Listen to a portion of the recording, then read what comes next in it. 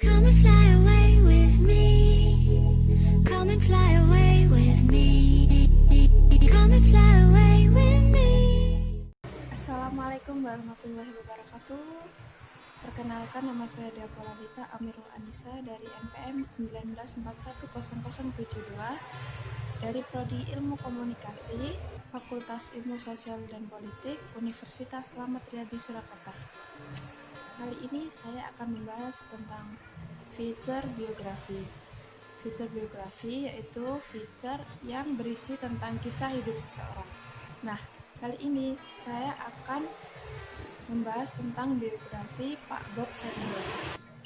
Dikenal sebagai salah satu konglomerat pemilik usaha Kemfood, Kemchick, dan Kemfarm ini memiliki kisah inspiratif di balik perjuangannya yang jatuh bangun dalam membangun usahanya hingga sukses seperti sekarang. Berikut saya sajikan biografi Pak Bob Sadino secara singkat dan kisah suksesnya membangun usahanya dari nol. Beliau bernama lengkap Bambang Mustari Sadino atau yang akrab dipanggil Bob Sadino. Lahir di Lampung tanggal 9 Maret 1933. Wafat pada tanggal 19 Januari 2015. Beliau akrab dipanggil dengan sebutan Om Bob. Ayahnya yang bernama Sadino bekerja sebagai seorang guru sekolah yang kemudian menjadi kepala sekolah. Sementara ibunya bernama Itinah Suraputra. Selepas lulus SMA, Bob Sadino kemudian diterima bekerja di PT Unilever. Namun di sana ia hanya bekerja beberapa bulan saja. Ia memilih mengikuti temannya mendaftar kuliah di Fakultas Hukum Universitas Indonesia. Namun di bangku kuliah, ia cepat merasa bosan. Tak lama kemudian, ia memutuskan meninggalkan bangku kuliahnya dan memilih kembali bekerja di Unilever. Di Unilever, Bob Sadino bekerja selama beberapa tahun di sana. Setelah itu, ia kemudian mencari tantangan baru dengan bekerja di perusahaan pelayaran bernama Jakarta Liog. Di perusahaan pelayaran itu, ia melanglang buana ke luar negeri. Belanda dan Jerman merupakan negara yang paling sering dikunjungi olehnya. Tak heran bila ia sangat fasih dengan berbahasa Inggris, Jerman, dan Belanda. Bekerja di luar negeri dan bertemu dengan berbagai macam orang membuat pergaulannya semakin luas. Gaji yang ia terima di sana lebih dari cukup untuk menopang kebutuhan hidupnya selama di Eropa. Dalam biografi Bob Sadino yang ditulis oleh Hana Wistaria dalam buku Bob Sadino, Goblok Pangkal Kaya, disebutkan bahwa walaupun memiliki penghasilan yang cukup selama di Eropa, ternyata tidak membuatnya bahagia. Ia selalu merasa tertekan ketika diperintah oleh atasan. Di sisi lain, ia adalah orang yang sangat menghargai apa itu arti kebebasan. 9 tahun bekerja, hidup enak, dan tinggal di Eropa, akhirnya suami dari Sulami Sojud memutuskan berhenti bekerja. Ia nekat meninggalkan semua fasilitas yang diberikannya kala itu. Ia adalah seorang pengusaha asal Indonesia yang berbisnis di bidang pangan dan peternakan. Ia adalah pemilik dari jaringan usaha Kemfood dan Kemchick. Dalam banyak kesempatan, ia sering terlihat menggunakan kemeja lengan pendek dan celana pendek yang menjadi ciri khasnya. Bob Sadino lahir dari sebuah keluarga yang hidup berkecukupan. Ia adalah anak bungsu dari 5 bersaudara. Sewaktu orang tuanya meninggal, Bob yang ketika itu berumur 19 tahun mewarisi seluruh harta kekayaan keluarganya karena saudara kandungnya yang lain sudah dianggap hidup mapan. Bob kemudian menghabiskan sebagian hartanya untuk berkeliling dunia. Dalam perjalanannya itu, ia singgah di Belanda dan menetap selama kurang lebih 9 tahun. Di sana, ia bekerja di Jakarta Liog, di kota Amsterdam, dan juga di Hamburg, Jerman. Ketika tinggal di Belanda itu, Bob bertemu dengan pasangan hidupnya, Sulami Sujud. Pada tahun 1967, Bob dan keluarga kembali ke Indonesia. Ia membawa serta 2 Mercedes miliknya, buatan tahun 1960-an. Salah satunya ia jual untuk membeli sebidang tanah di Kemang, Jakarta Selatan. Sementara yang lain tetap ia simpan. Setelah beberapa lama tinggal dan hidup di Indonesia, Bob memutuskan untuk keluar dari pekerjaannya karena ia memiliki tekad untuk bekerja secara mandiri. Pekerjaan pertama yang dilakoninya setelah keluar dari perusahaan adalah menyewakan mobil Mercedes yang ia miliki. Ia sendiri yang menjadi supirnya. Namun sayang, suatu ketika ia mendapatkan kecelakaan yang mengakibatkan mobilnya rusak parah. Padahal kalau ia mau, istrinya, Sulami Sujud, yang berpengalaman sebagai sekretaris di luar negeri, bisa menyelamatkan keadaan. Tetapi Bob bersikeras. Sayalah kepala keluarga, saya yang harus mencari nafkah. Karena tak punya uang untuk memperbaikinya, Bob beralih pekerjaan menjadi tukang batu. Gajinya ketika itu hanya 100 rupiah. Ia pun sempat mengalami depresi akibat tekanan hidup yang dialaminya. Suatu hari, temannya menyarankan Bob memelihara ayam untuk melawan depresi yang dialaminya. Bob tertarik. Ketika beternak ayam, itulah muncul inspirasi berwirausaha. Bob memperhatikan kehidupan ayam-ayam ternaknya. Ia mendapat ilham, ayam saja bisa berjuang untuk hidup. Tentu manusia pun juga bisa. Bob Sadino bukanlah sarjana peternakan.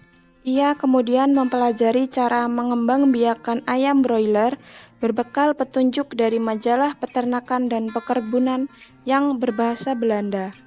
Ia berhasil mengembangbiakan ayam peliharaannya dan menjual telur ayamnya kepada tetangga sekitar tempat tinggalnya.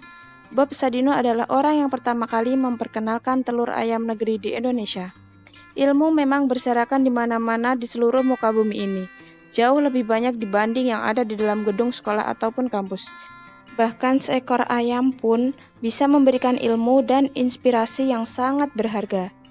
Telur ayamnya banyak disukai terutama tetangganya yang kala itu kebanyakan ekspatriat atau orang asing karena ukurannya yang kala itu lebih besar dibanding telur ayam kampung. Di sisi lain, ia yang fasih dalam berbahasa Inggris membuat usahanya semakin laris manis. Awalnya sehari ia mampu menjual beberapa kilogram telur ayam saja, kemudian meningkat menjadi puluhan kilo dalam sehari. Ini berkat keuletannya dalam melayani pelanggannya walaupun tak jarang, ia kadang dimaki oleh pelanggannya. Ketika menjual telur, ia tidak lupa menyisipkan setangkai anggrek dalam kemasan telurnya. Sebagai peternak ayam, Bob dan istrinya setiap hari menjual beberapa kilogram telur. Dalam tempo 1,5 tahun, ia dan istrinya memiliki banyak langganan terutama orang asing. Karena mereka fasih berbahasa Inggris, Bob dan istrinya tinggal di kawasan Kemang, Jakarta di mana terdapat banyak menetap orang asing. Tidak jarang, pasangan tersebut dimaki pelanggan, babu orang asing sekalipun. Namun mereka mengaca pada diri sendiri, memperbaiki pelayanan. Perubahan drastis pun terjadi pada diri Bob, dari pribadi feodal menjadi pelayan. Setelah itu, lama-kelamaan Bob yang berambut perak menjadi pemilik tunggal supermarket atau pasar swalayan, Kemcik. Ia selalu tampil sederhana dengan kemeja lengan pendek dan celana pendek. Dari perjualan telur, ia kemudian merambah ke bisnis sayur mayur segar. Ia melihat peluang bahwa banyak sayur mayur serta buah-buah unik di luar negeri yang belum ada di Indonesia. Bob Sadino lah orang yang pertama kali memperkenalkan jagung manis, brokoli, serta melon yang kala itu masih belum dikenal di Indonesia. Ia juga adalah orang yang memperkenalkan cara berladang dan berkebun secara hidroponik. Dari cara ini membuatnya dapat menghasilkan sayur-sayuran segar.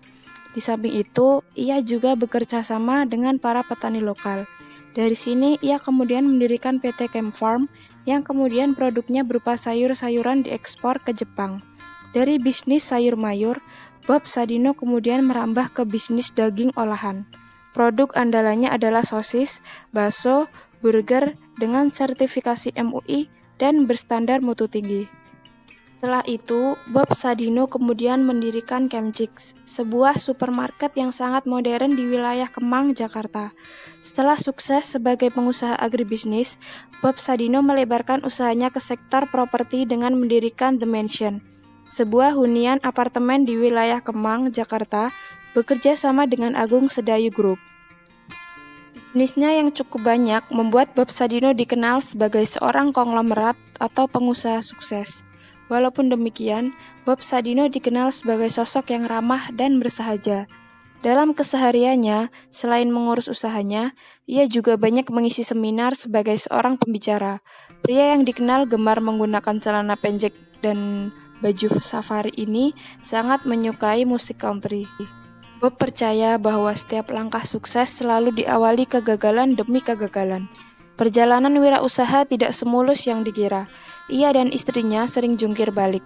Baginya, uang bukan yang nomor satu. Yang penting kemauan, komitmen, berani mencari, dan menangkap peluang. Keberhasilan Bob tidak terlepas dari ketidaktahuannya, sehingga ia langsung terjun ke lapangan. Setelah jatuh bangun, Bob terampil dan menguasai bidangnya. Proses keberhasilan Bob berbeda dengan kelaziman. Mestinya dimulai dari ilmu, kemudian praktik, lalu menjadi terampil dan profesional. Menurut Bob, banyak orang yang memulai dari ilmu, berpikir dan bertindak serba canggih, arogan, karena merasa memiliki ilmu yang melebihi orang lain. Sedangkan Bob selalu luwes terhadap pelanggan, mau mendengarkan saran dan keluhan pelanggan. Dengan sikap seperti itu, Bob meraih simpati pelanggan dan mampu menciptakan pasar. Menurut Bob, kepuasan pelanggan akan menciptakan kepuasan diri sendiri. Karena itu, ia selalu berusaha melayani pelanggan sebaik-baiknya. Pada biografi Bob Sadino, awal mula beliau mendirikan perusahaan adalah pada tahun 1970, di mana pada saat itu beliau mendirikan perusahaan Chemchicks. Chemchick merupakan sebuah supermarket yang menjual berbagai macam bahan impor, di mana seiring berjalannya waktu, beliau melihat bahwa permintaan akan sosis terus meningkat. Hal ini membuat beliau mendirikan perusahaan Chemfood pada tahun 1975, di mana perusahaan tersebut merupakan pelopor munculnya industri daging olahan di Indonesia. Chemfood sendiri memproduksi berbagai macam daging olahan seperti sosis, burger, hingga bakso. Bob menempatkan perusahaannya seperti sebuah keluarga. Semua anggota keluarga Chemchick harus saling menghargai, tidak ada yang utama, semuanya punya fungsi dan kekuatan. Ya teman-teman, kira-kira itu tadi sejarah singkat dari Pak Bob Sadino. Kali ini kita akan mendengarkan 5 tips kesuksesan dari beliau. Yang pertama yaitu hilangkan rasa takut.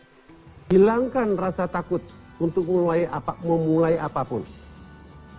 Takut nggak ada duit, takut nggak ada modal, takut gagal, takut risiko, buang semuanya. Yang kedua, jangan berharap.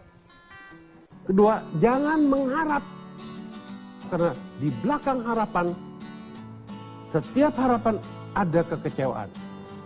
Jadi kalau Anda mengharap banyak, Anda akan kecewa besar. Kalau Anda mengharap setengah-setengah, Anda juga nggak terlampau amat kecewa. Tapi kalau Anda nggak mau kecewa, jangan berharap. Jadi jangan berharap, Anda tidak kecewa. Ngapain berharap gitu? Tidak satu pun kenyataan keluar sesuai dengan harapan. Jadi nalar akan mengatakan buat apa mengharap? Yang ketiga, berhenti membuat rencana. Rencana dan wacana kapan jalannya? Rencana itu sebelum dijalankan adalah omong kosong besar. Rencana itu harus di-do atau dilangkah dulu. Yang tidak disadari oleh semua orang pintar-pintar ini bahwa itu satu pilihan, it's only a choice. Bukan satu kemutlakan. Tapi jangan bilang orang yang nggak punya tujuan dan nggak punya rencana nggak bisa jalan. Karena orang yang nggak punya tujuan dan nggak punya rencana, dia bisa melangkah. Orang udah sekali melangkah, dia melangkah lagi. Satu ketika dia sampai kepada tujuannya. Takut apa? Nah, itu yang kamu kerjakan. You just do it. Melangkahlah. Yang keempat, kemauan harus dilandasi tekad bulat.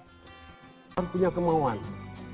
Ya semua orang juga punya kemauan. Nggak cukup jadinya kan? Ya, dia harus punya tekad yang bulat untuk menjadi entrepreneur. Dia berani mengambil peluang, apapun peluangnya, karena peluang ini segudang, langit batasnya, di mana-mana ada peluang ya. Tidak boleh cengeng dan tahan banting. Jadi artinya tengah jalan kamu jatuh, bangun lagi. Jalan lagi, jatuh lagi, bangun lagi. 900 kali jatuh, 901 kali bangun.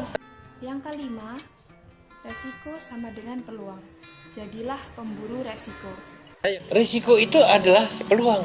Di kampus diajarkan kurangilah risiko itu. Bahkan di sana sini katakan hilangkan risiko. Itu satu sikap dan pemikiran yang goblok menurut saya. Kenapa? Di belakang risiko itu ada peluang sesuai besarnya risiko. Orang-orang seperti saya adalah pencari risiko, bukan mengecilkan risiko. Bahkan lebih ekstrim lagi, saya adalah pemburu risiko. Kalau saya udah jadi pemburu risiko, saya nggak mau cari risiko yang kecil-kecil, saya cari risiko yang gede-gede. Karena kamu belajar, high risk, high return, high gain. Nah, mungkin dari kelima tips tersebut, yang terakhir ada poin yang paling penting, yaitu selalu bersyukur kepada Sang Pencipta. Bersyukurlah kepada Sang Pencipta.